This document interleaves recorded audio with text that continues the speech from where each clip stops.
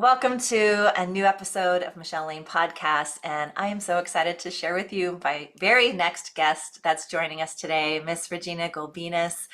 Regina, I can't wait to share your magic, but I want to just talk about you for a minute because I've been watching you online for a while, and I love that you're a business growth strategist and that you have all of these strategies to help with the inner workings of business behind the scenes and the amount of businesses that you've actually helped. Like you do the understanding of the corporate restructuring and the sealing and creating healthy business infrastructure, which is so huge. So whether you're online or you're in regular business, like these are the foundations that help us grow. And you have no formal training, which I can't wait for you to talk about, that gets you into this position to be able to serve so many beautiful businesses. But welcome. Please tell us just a little bit about how you got to be who you are and doing this amazing work in the world, and what is your favorite part about this work that you get to share with others? Thank you. Excited to be here, genuinely, sincerely. Um, there is so much power behind having God-given skills and abilities. Truly, truly, truly leveraging my God-given skills and abilities. And I know some people are going to listen and say, how are you able to do all that? How do you know what to do with all of these companies, restructuring, growth, and no formal training on education, things like that? But that magic that I've always had, God-given skills and abilities to understand people and money, and we all have our own thing. Yeah. We literally all have our own thing, and that has always been the fuel. And I've just always leaned in to amplify it. And here's the funny thing. Every time I try to get away from it, because we really are skilled at undervaluing and undermining our own skills and powers and abilities when they're so easy to us. And I was like, this is just too easy. It doesn't make sense. And I'm like, I need to do something else. I need to go somewhere else. The moment I change the direction, God's like, that's not where you belong. Get back, get back, get back. And like, I could never get away from this. Like literally, even if I try, and I'm like, I submit, I surrender. But I've spent almost 20 years reorganizing companies, and being able to walk into a business that's about to close their doors, that is firing one employee after another, and each employee has multiple people that are dependent on the paychecks. Watching a CEO who's mortgaged their home, who's really depleted all their resources, because I'm talking about like actual bigger businesses, there is a lot on the line for the CEO. And being able to help these people restructure, not just from ground up, but from a massive negative, Yeah. and watch their business come back to life and watch their marriages come back to life. A lot of marriages are destroyed through financial chaos. And watch the employees not just keep their jobs, but new people come into the workforce. I mean, it's such a, once I really got my head around the gifts that God has given me and my ability to change people's lives at that scale, my life changed. But here's another thing that happens when you step into your God-given gifts and abilities. We believe that once we found our purpose, it becomes easy. But I've realized once we step into our purpose, that's when the work begins. Oh my gosh. That's when the work begins. Because people are like, if it's God's will, it's supposed to be easy. No, you need to prove yourself worthy of the gifts. Yeah. This is where the battle starts. And I walked into corporate restructuring when I was 24 years old, and I asked and pleaded for an opportunity to tap into one company that was restructuring with my mentor for 6 months. I heard a no. You're like, you're not qualified, you're not qualified, you're not qualified. For 6 months, I was like, I just knew. And I was 24. What do I know? And that client stayed with me for 5 years. And now, well over 100 corporations later, we're having this conversation. But it took me almost a decade to even prove myself, because at that age, I was working with people that are sometimes twice and more than twice my age. Yeah. And I'm a kid. And nobody wanted to listen to me. Nobody gave me the respect and things like that. And I had to earn it. Yeah. So for anybody who's like, am I really in God's purpose? Is it supposed to be this complicated? Yes, it's supposed to be this complicated. You will know when you're doing things you're supposed to do. There is a certain ease in that, but it's not easy. People confuse easy with ease. Yeah, I was thinking the whole time these distortions, right? The distortions about our purpose, the distortions about what we've made meaning to are the only things that we've known in the past versus who we can actually become. Like there was a driving force behind you saying, yeah, I'm 24 and I can do this and help you.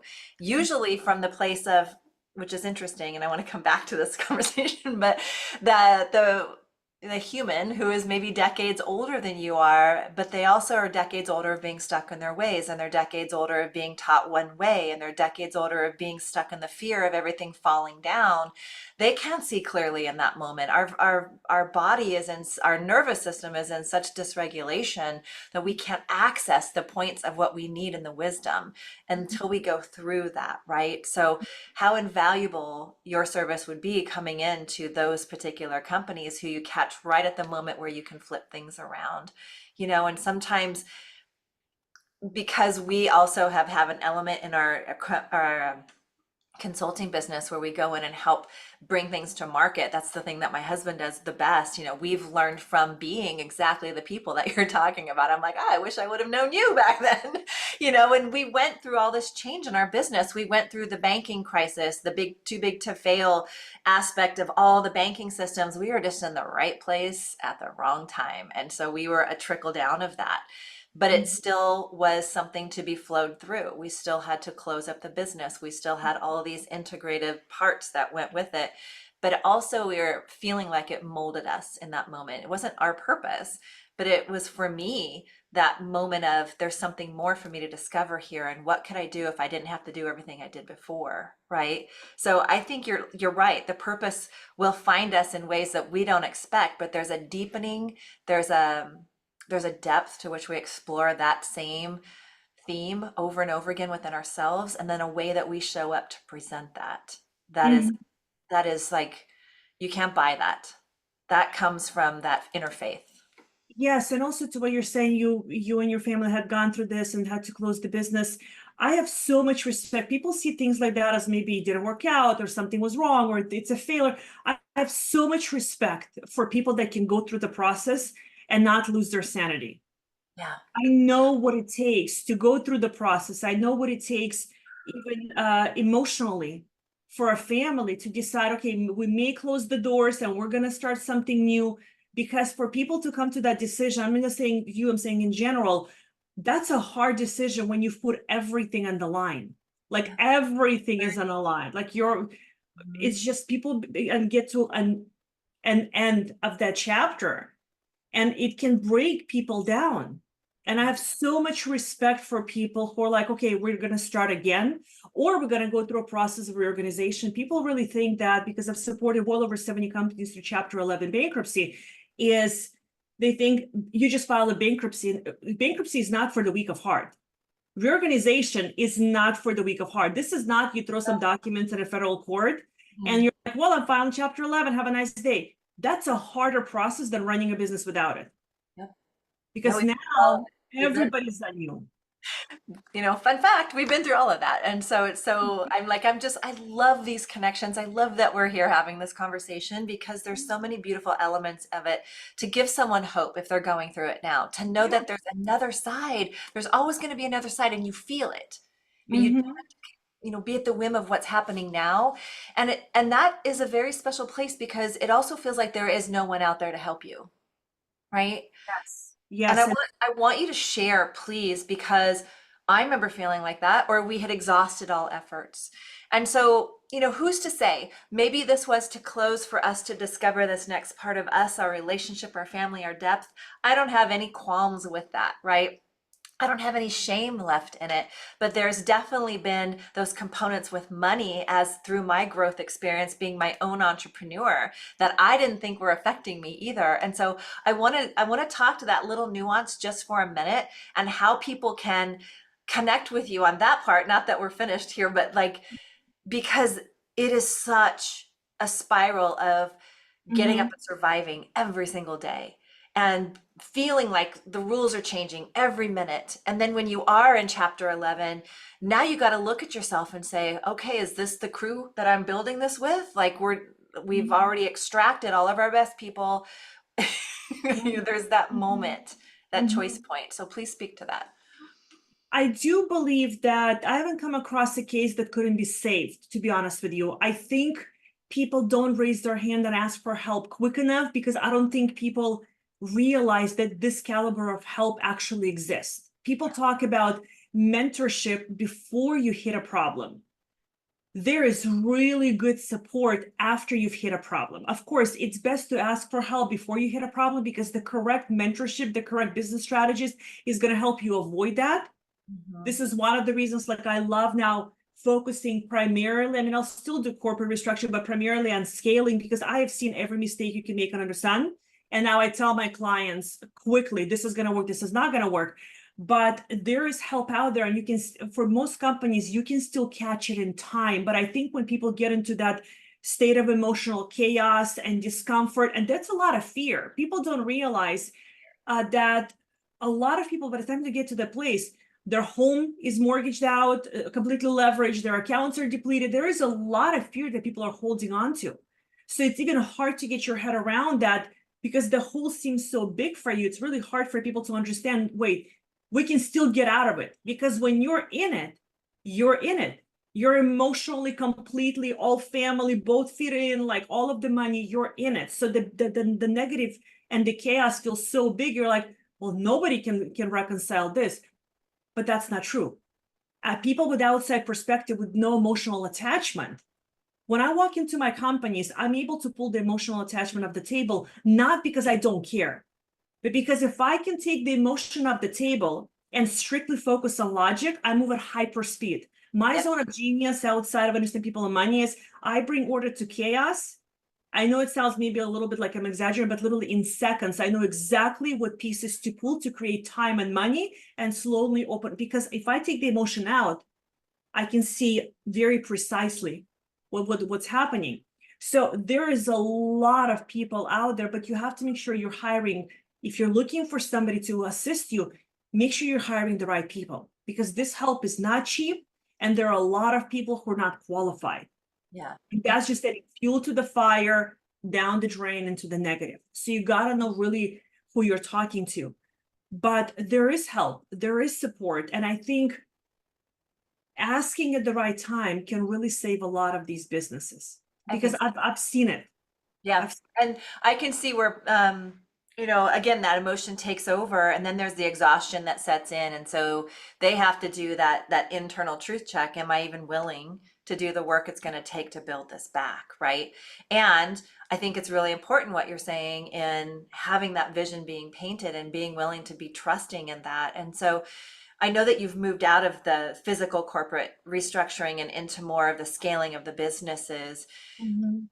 What was it that really invited you into the creation of the scaling from the wisdom of having this background that's always going to be serving? Because, these elements kind of like bounce and dance between business growth anyway. Mhm. What really pulled you in Question. the trajectory? I love restructuring because I love bringing peace. I love bringing chaos to order, Mhm. and clarity and peace to somebody's life. Yeah. But I also knew that there are people there who haven't hit that spot yet, and I can really help them avoid it and actually scale. I love Because we don't necessarily need to hit $1 million worth of negative to scale up. Because sometimes until we really, really fail, we don't learn the lessons. I am bringing you 20 years of lessons of what not to do. Yep. So I wanted to kind of close the gap on both ends. I can still help you if you're there, but how fun is it to avoid that and not get there? I want to add a little bit something here. God is a funny guy. He gives us experiences that will really amplify our zone of genius. At 29, I left my unhealthy marriage and to both of my daughters. They were 10 and 3 at that time. And my ex-husband left us $2 million in debt. That was my exit fee. That's okay. I had to file a Chapter 7 as a personal. It's very fascinating that God gave me that whole experience so I can really emotionally connect to it. So when I talk to people that are going through it, I don't just understand them, I understand all of it, Mm. including the emotional side of it. Because it's one thing, I got chilled right now. It's one thing when somebody says, I understand what you're going through, and they have really no idea.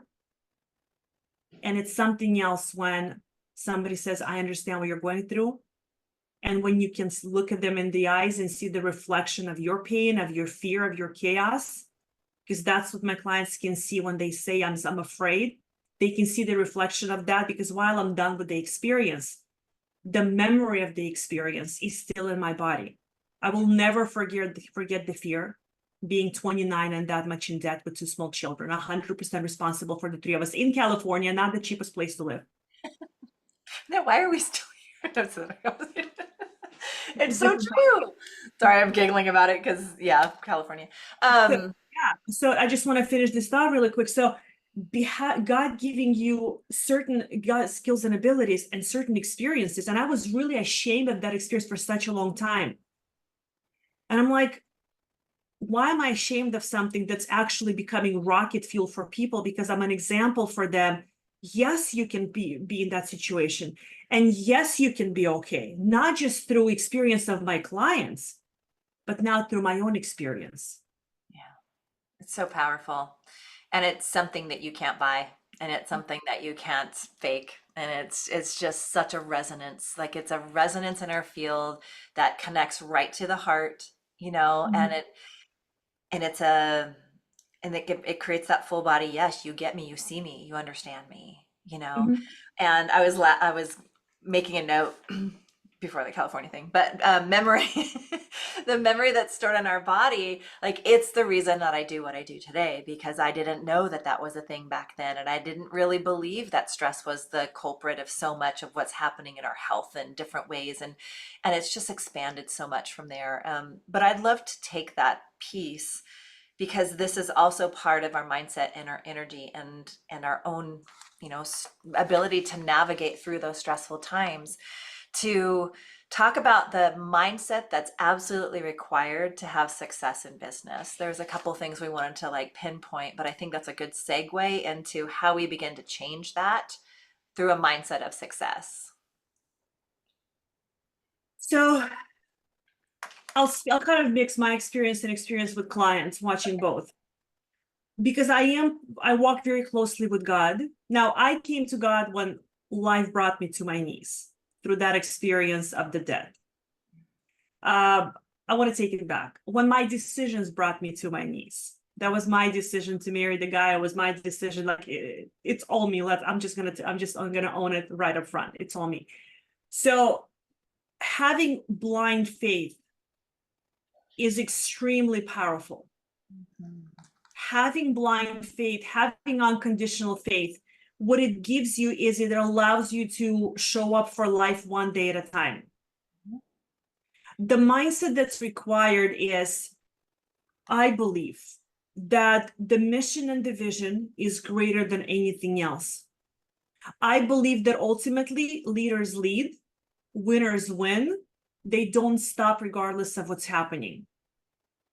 So you have to be really crystal clear on, why do you want the things that you say that you want?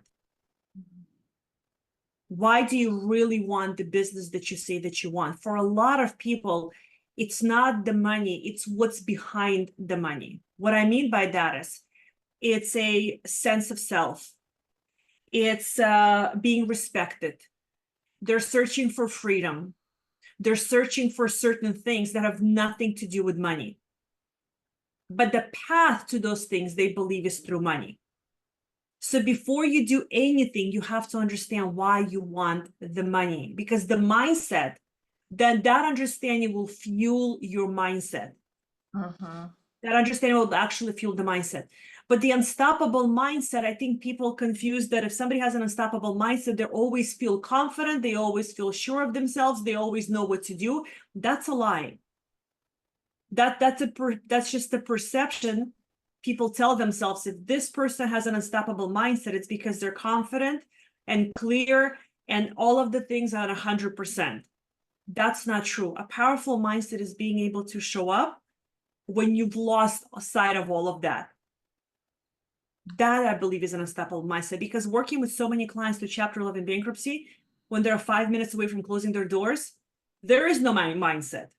They're like, help me survive the next 30 minutes. Yep. And everyone who showed up, sometimes it's a 30 days at a time. Somebody would tell my clients, you can't handle it 8 hours at a time. let's just get you through life and business for the next 30 minutes at a time. Mhm. It's the ability to show up. I believe unstoppable mindset is the ability to show up when you're literally walking in the dark, trying to feel your way through it. Yeah. Yeah, because the only way out is through it, which is really potent, right? Like meeting ourselves at every aspect of take a breath, take the next step, know that you're held, know that you can do this next thing. Like I can tell you firsthand as well, like walking outside and noticing the leaves and that they are the most beautiful thing. Like it really always brought me back to this present moment that this is not going to be what it is forever. Mhm. This is the next Yeah. step that we're able to rise through. And this is what is right now. This is Mhm. presence. Back here is the past, up here is the future. Right here is what you got. This is where you learn to build that foundation on I can do this one step at a time. So I Mhm. love that you said that because that's not really different for anything else when we're desiring or wanting to create change, which is so powerful. One of the other topics I want to talk about, which I just felt like was a beautiful drop in, was this you don't have money you don't have money blocks, and the way that you love to express and approach that, it feels like a segue to me. Maybe Mhm. you yeah, okay, so go ahead and take that one from there and then we'll drop into the last one. So good. Yeah.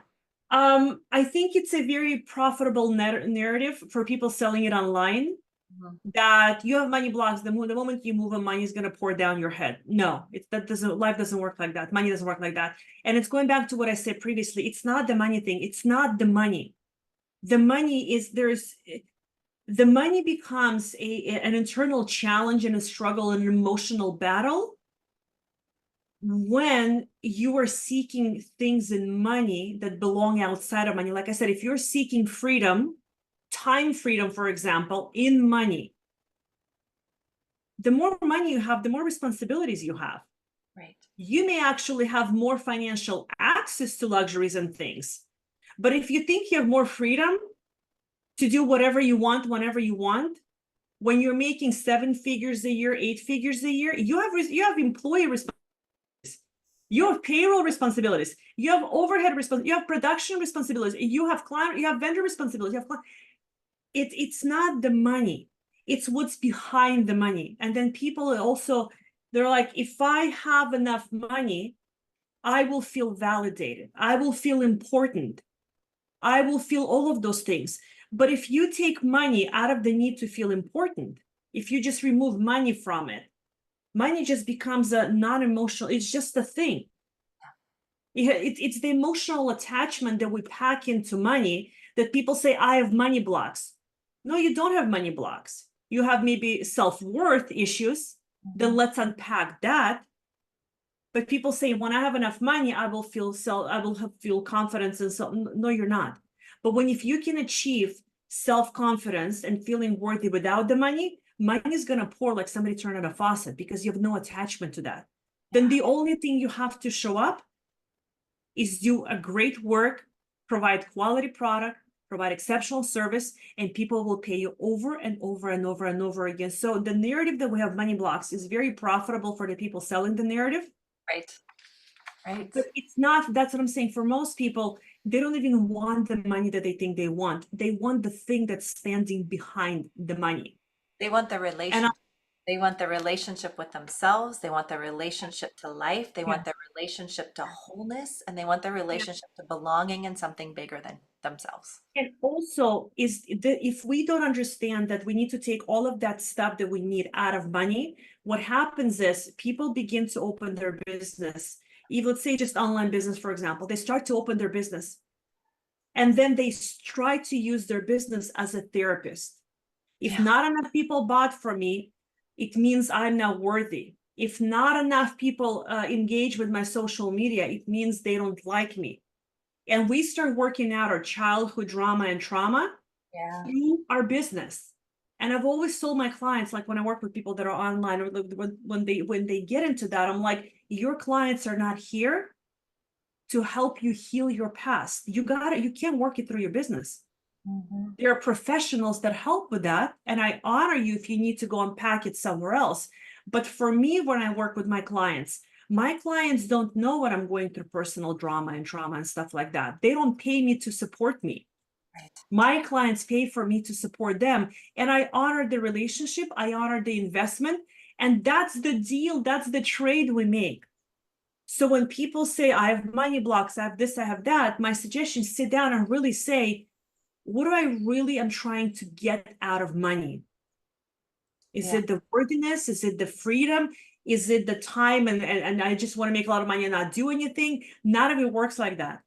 So Mhm. what have you packed into money that you believe you will get when you have the money? Because the truth is, you're not going to have it even when you get it. But the truth also is, even if you, for most people, they'll never get to the money because they don't even care about the money. They just care about all the emotional stuff that they actually care about. Yeah. And if they bypass the emotional stuff, then they never get to the truth behind the depth of what they're really seeking, which is so good. Which feels like the secret sauce to even the quick scale or the quantum leap scaling. Like you've got to get clear on what it is you want and what you believe that you can have, and then handle anything that's in that belief because it's in the body that's preventing you from really accessing that. And you know, and not judge it. Like we're literally designed to do this process. We're designed to alchemize as emotion, and we've been programmed to think, you know, emotion's not good, suck it up, get to work, do all the things. And we don't bring in the harmony to both sides of that, right? We have to get clear and have a strategy moving forward, and we also have to be truthful with where we are, what we're capable of, and how we can do the work to move ourselves through while being in action. And I think we forget the action piece so often. We think we're doing all the things, but what we're doing is fueling the spin instead of actually taking the action to know who we're becoming on the other side of that, because it's the becoming that you're really wanting. 100%, 100%. And because I think we also combine the two, the emotional and the business stuff, not realizing that we cannot use our business to work out our stuff. Yeah, We I love just, it that doesn't, way you said that. Mhm. we can't. So you handle your stuff here, and then you come and you run your business. Then you have um, two healthy buckets, so to speak, because in life, everything has its place. Mhm. Everything has its timing and everything has its place. And if we put things like even in your home, if you put everything out of its own place, it's complete chaos and disorder. You'll never find anything. Right. If you keep shuffling your car keys every single day from into different spots, you'll never know where things are at. Life is the same way. There has to be order and structure, and we can't cram everything into one system of a business. All the relationships, all the feelings, all the emotions. You have your relationships, you have your marriage, you have your children, you have everything needs to have its place. When things are in order, life just becomes simpler and Yeah. it's easy and it just becomes easier. Yeah. That's where the effortlessness begins Yeah. to example, Mhm. right? We become it and we begin to experience it externally. It's in here first. It's in Mhm. the belief, it's in the process, which is Mhm. so good. All right, well, I love this conversation. I feel like I want to have you back to go even more into the attachments and different things, so that's going to be really fun. Um, when I the reason I call this podcast Purpose, Presence, Prosperity is because it feels like that's the journey, right? We're seeking purpose, we find ourselves in our presence, and we identify with the endless prosperity that can behold, just like we were saying, the way that everything belongs. But when you hear those words and you consider your journey and where you love serving the most, like what would be your expression of that, your highest expression or definition of those three combined, or how you feel them separately? It's up to you, but I love leaving the podcast with your interpretation of that. You know, life is simpler than we make it out to be. I'm not saying life is easy, but life is much simpler than we make it out to be. And those words that you expressed, it's really allowing yourself to live. Yeah. People have no idea what living actually is. They're trying to make all of this money so they can start living instead of living to experience prosperity and experience all of an experience. They don't even know who they are.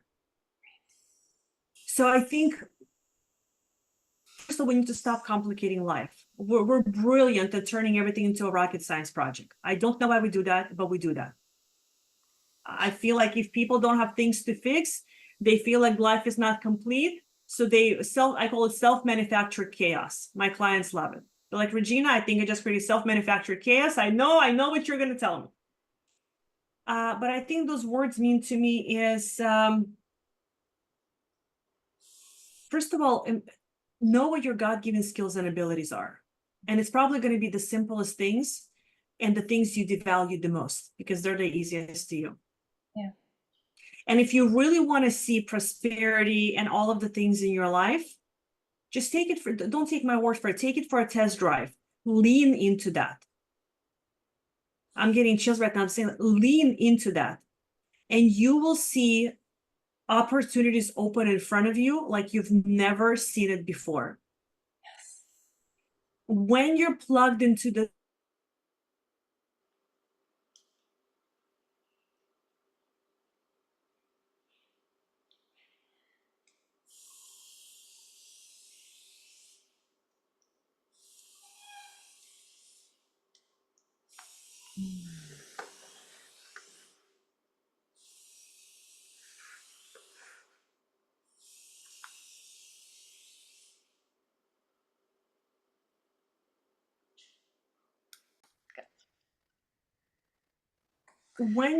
I believe we all have a charging station, our designed place where we're supposed to be. Imagine plugging in your car to gain electricity. The station is stationary. It's in one spot.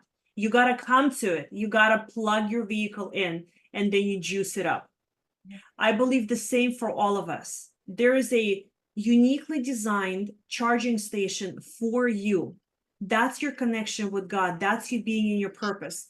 And I'm only going to speak now from personal experience of the miracles and magic I've seen.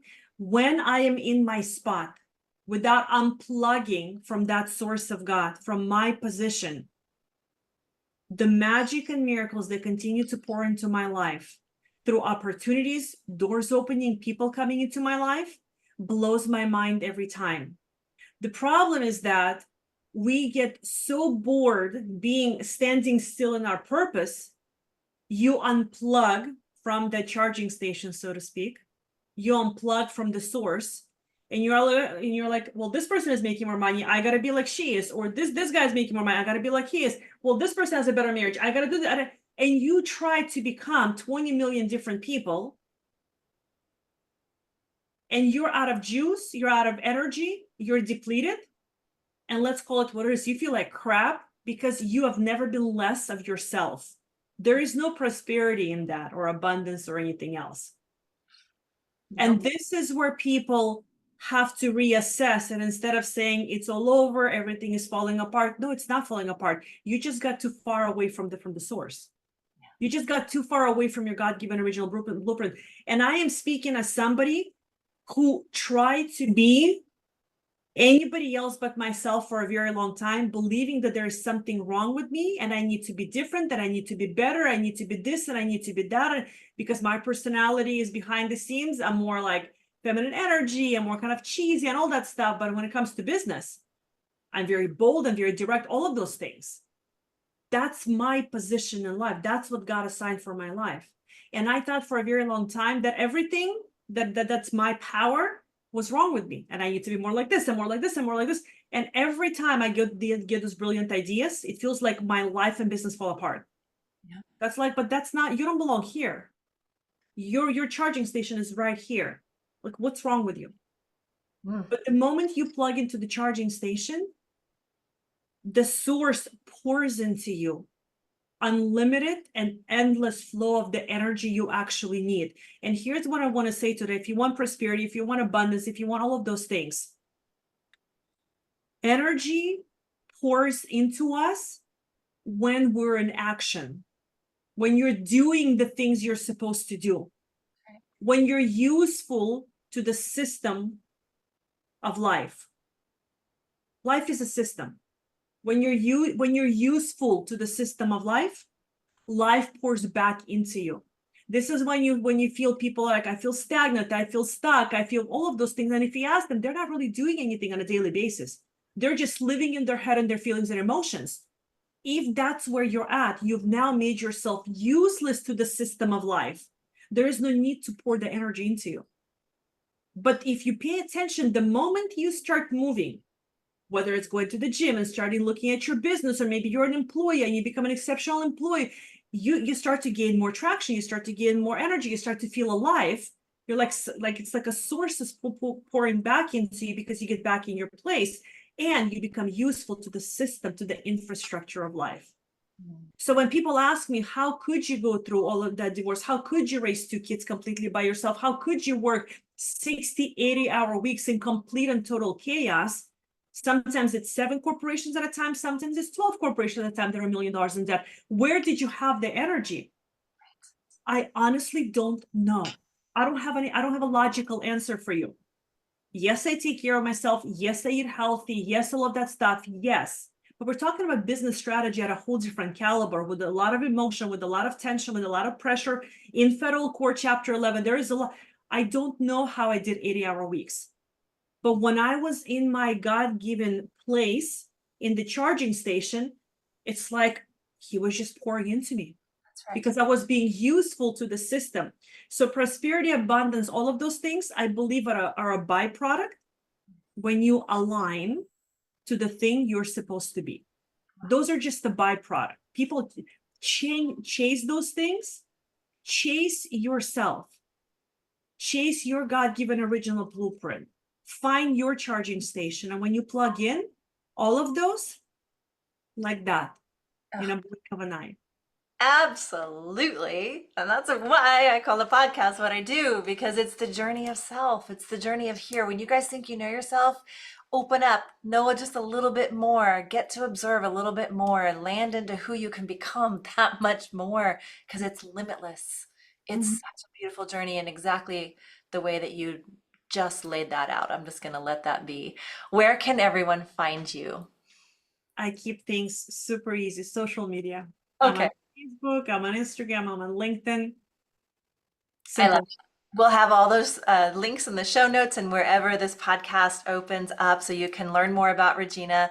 Thank you. I am so serious about having you come back. This is wonderful. And we have a lot of pieces within this one conversation that I think we can break off and have even bigger, meaningful, deeper conversations that will help the audience. And you've been a pleasure. Thank you for being here. Thank you. Definitely coming back. Thank you. Okay. Bye for now.